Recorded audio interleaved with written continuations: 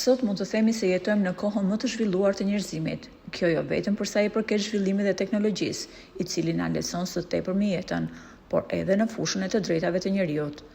Bota duket sikur ka fytyrën e një njeriu të lirë, i cili zgjedh jetën që do, i pantikuar nga rregullat strikte të imponuara nga shoqëria.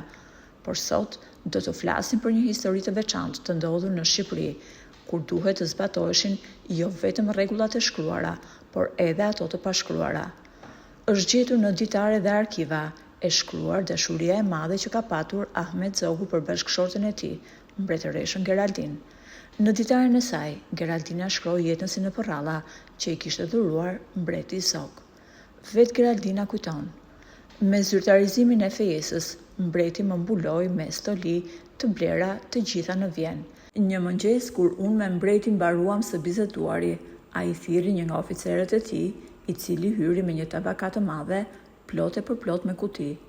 I hapëm një nga një të gjitha.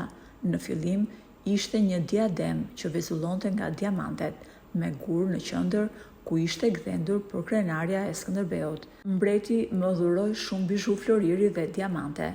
Mbreti Zog ishte 21 vite më i madh se mbretëresha Geraldin. Pas martesës, një çështje u vu në diskutim.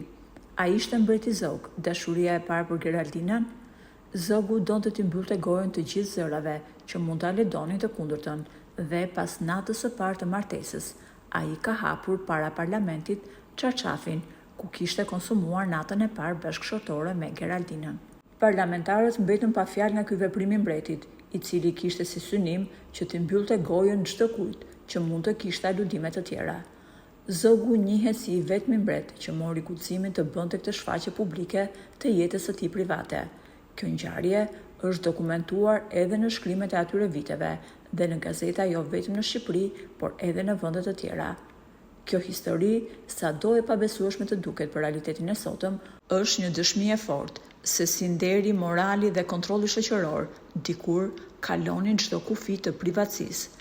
A ishte kjo një shenjë dashurie e madhe apo një akt i tejskajshëm për të ruajtur imazhin dhe autoritetin?